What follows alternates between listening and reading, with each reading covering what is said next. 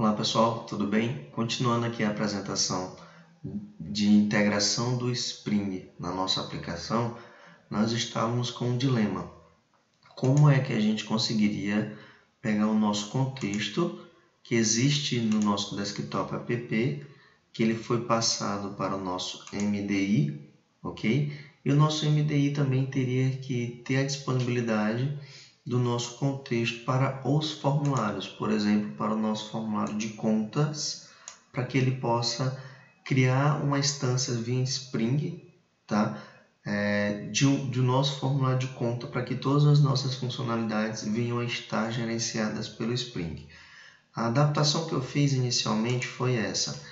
Eu tornei o nosso contexto estático, ok?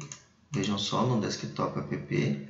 Então eu já tenho um get context, ok?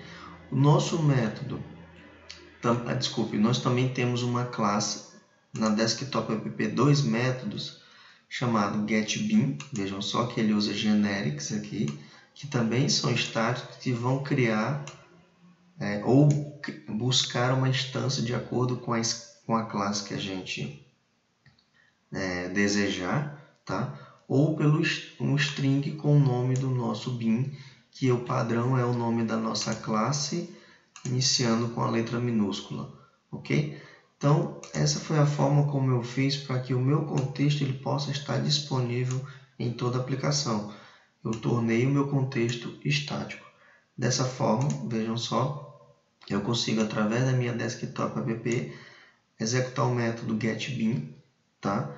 E aí, assim como eu vou conseguir buscar o bean relacionado no meu MDI, eu também posso criar ou executar o nosso método getBean, vejam só, também nos outros formulários. Então, toda aplicação agora passa a ter o nosso context, ok? Encapsulado no nosso método getBean.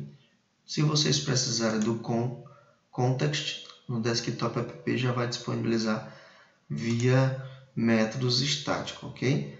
Vamos avaliar aqui. Esse é o resultado da nossa aplicação inicialmente. Ela já está toda gerenciada pelo Spring, vejam só. Ok, vamos mais uma vez aqui executar. Então, temos aqui nossa aplicação funcional. Mas agora, até o presente momento, nós só temos recursos mocados e não ainda iniciamos a persistência com o Spring, ok? Nesse aspecto, nós vamos agora iniciar a configuração necessária para que a gente possa ter uma integração à persistência de dados, ok? Vamos dar início na seguinte situação. Nós temos o nosso pacote core, que assim como o Spring, o nosso pacote core ele precisa de uma configuração. Então, eu tenho aqui o meu persistence config. Como eu preciso conectar no banco de dados e gerenciar as minhas transações, esse config ele tem toda a configuração inicial e essencial para podermos trabalhar com essa persistência. Vejam só, utilizando algumas anotações do Spring, eu consigo determinar que o meu persistence config ele é uma configuração, ele vai habilitar gerenciamento de transação, ele vai escanear todos os nossos DAOs, inicialmente no nosso pacote DAO, que eu só tenho essa classe repositório, tá? E aqui ele vai definir o nome da nossa gerenciador de persistência, ou a nossa unidade de persistência, ok? Aqui eu já tenho como criar um environment ou um ambiente, né, uma instância do nosso ambiente, que depois a gente vai criar algumas propriedades, ok? Aqui eu já vou criando beans, vejam só como eu estou, alguns nossos métodos, eles estão anotados como beans, pois são beans que vão ser criados dentro do contexto Spring relacionados à persistência. Nesse aspecto, eu vou ter um Entity Managed Factory Bean, que esse nosso Entity Managed ele vai pegar um JPA e um DataSource e vai pegar algumas propriedades, vejam só, alguns métodos que são bins que vão estar sendo injetados nessa nossa configuração.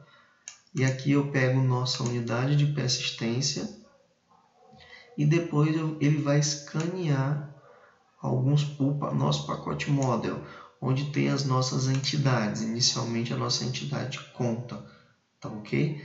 E aí eu estou inicialmente conectando no HSQLDB, que esse é um banco de dados em arquivo, que vocês conseguem ter uma melhor produtividade se precisar não ter necessidade de gerenciamento de banco de dados. Vocês, sem precisar instalar nenhuma ferramenta de banco de dados, vocês só precisam da biblioteca do HSQLDB e definir inicialmente um diretório para que seja criado um banco de dados em arquivo para que vocês possam ir trabalhando o desenvolvimento, ok? Depois vocês podem migrar para um MySQL ou para um PostgreSQL.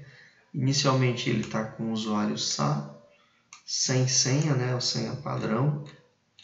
E aqui nós temos algumas particularidades também, que eu estou dizendo que toda alteração de estrutura das nossas entidades vai refletir uma atualização no banco de dados, ok? Aqui eu estou dizendo que esse é o nosso dialeto, que é o HSQL, ok? E que eu quero ver as instruções SQL geradas, tá? Do mais, são configurações adicionais que a gente coloca para ter o nosso contexto de persistência. Feito isso, nós podemos fazer uma validação considerando que eu já tenho a nossa classe conta, tá? Hoje a nossa classe conta já foi mapeada com o básico do JPA, certo? O básico seria dizer que ela é uma anotação. Ela, como o nome da nossa tabela está definido como o nome da nossa classe, eu não estou utilizando o @table, que é utilizado em algumas situações, ok? Para definir o nome, por exemplo, conta, ok? Como o nome da classe é igual ao nome da tabela, a gente não precisaria implementar esta anotação. Mas também, se vocês usarem esquema, vocês também podem colocar o nome do esquema relacionado às tabelas. Isso para um banco de dados que já está implementado, ok? Aqui eu já defino a minha entidade, digo com a minha tabela. Toda a minha entidade precisa de um ID. Esse ID, no nosso caso, ele vai usar um auto-incremento ou uma estratégia de incremento automático. Todas as nossas colunas eu tenho definido algumas propriedades.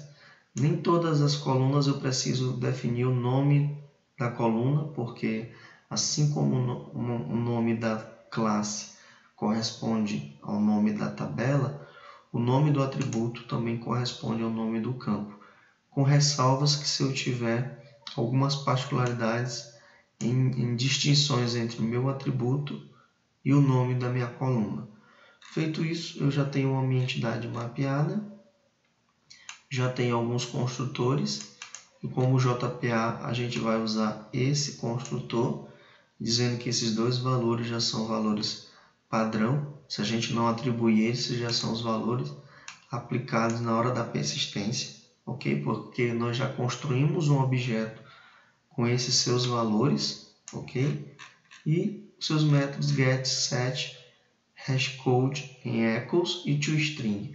Esse é o básico para que a gente tenha uma entidade, né? Uma classe gerenciada para contexto de persistência, ok? Falando em contexto, antes de iniciar a nossa aplicação, a nível de testes, eu tenho essa classe context, vejam só, que eu vou colocar aqui uma conta chamada poupança, ok? Eu vou chamar aqui Poup, um exemplo, que é nessa nossa classe context, ela vai ser uma classe de testes de persistência, se preferirem, ok? Aqui eu inicio o nosso contexto de persistência, ok? Eu crio o nosso repositório através do escaneamento que foi definido no nosso pacote, nosso componente scan, ok? E aí eu já tenho um repositório, crio uma instância de um novo objeto do tipo conta e realizo uma inclusão.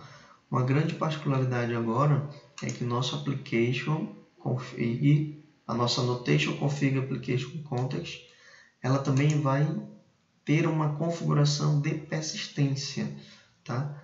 O nosso desktop app, ele tem as configurações da aplicação para definir quais os formulários, por exemplo.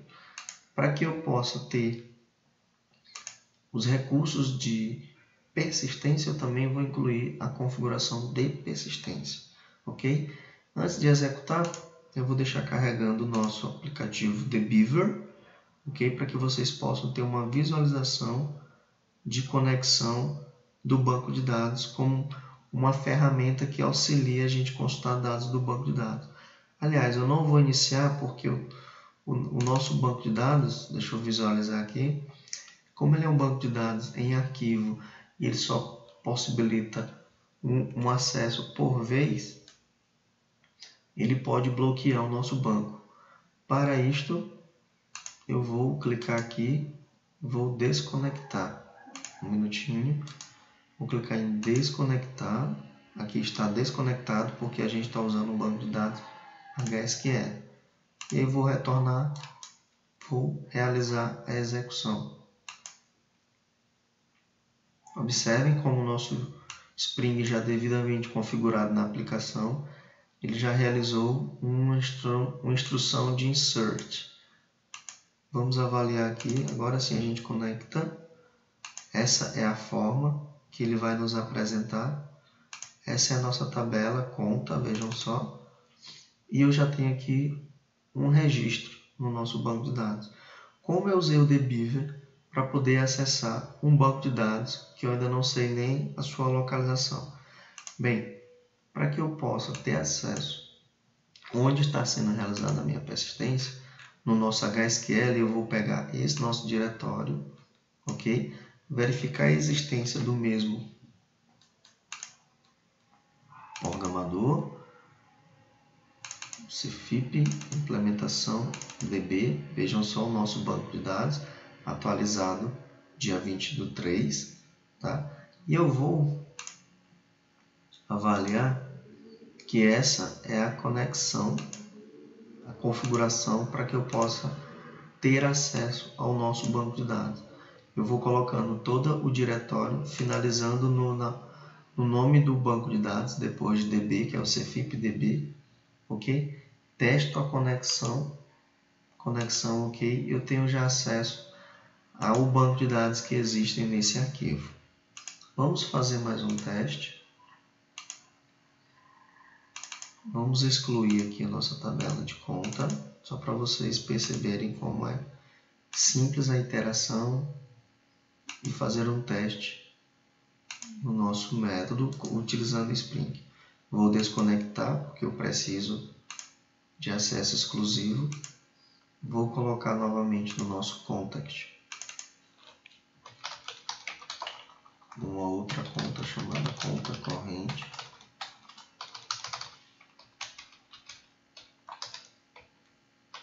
Um exemplo, e vamos realizar novamente a execução.